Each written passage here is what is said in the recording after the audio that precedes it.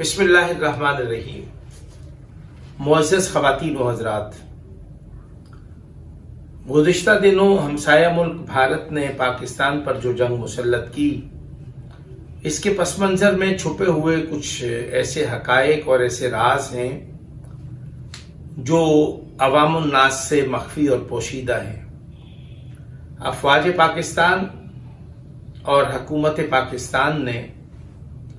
Back وقت کچھ اہم فیصلے کیے جو فیصلے پاکستان کی فتح کا سبب بنے۔ ہمسایہ ملک بھارت نے رات کے اندھیرے میں شب خون مارا اور پاکستان کی سرحدوں کے اندر انہوں نے پاکستانی عوام کے جان اور مال کا نقصان کیا، جو پاکستان کی افواج نے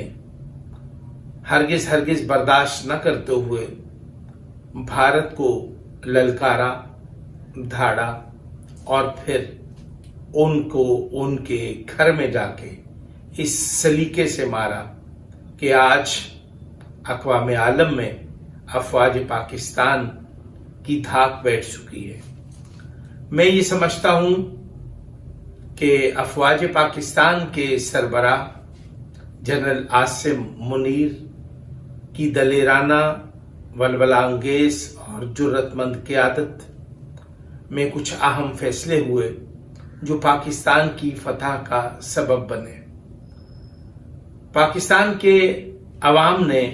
افواج پاکستان کے ساتھ کندھے سے کندھا ملایا اور پاکستان کی افواج کو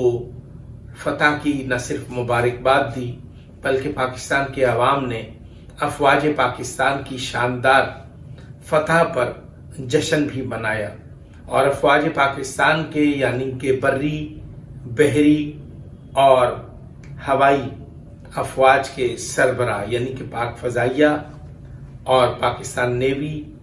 اور پاکستان کی جو مسلح افواج ہیں، ان کے تمام سالاروں کو، سپہ سالاروں کو، جرنیلوں کو اور جوانوں کو انہوں نے ہدیہ تہنیت پیش کیا۔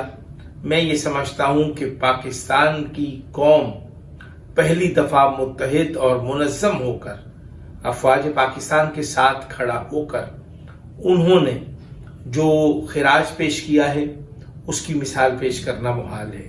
ایسے وقت میں پاکستانی قوم کو صرف اور صرف یہ کہوں گا کہ پاکستانی قوم کو چاہیے کہ وہ پاکستانی فوج کے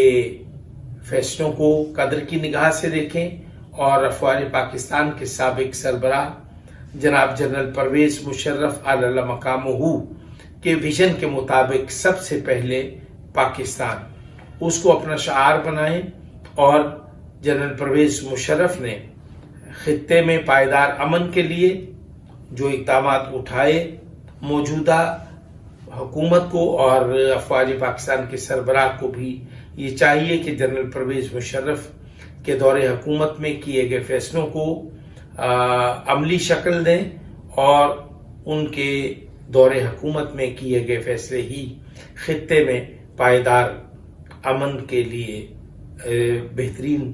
ضمانت کے طور پر دیکھے جا سکتے ہیں۔ السلام علیکم ورحمۃ اللہ وبرکاتہ۔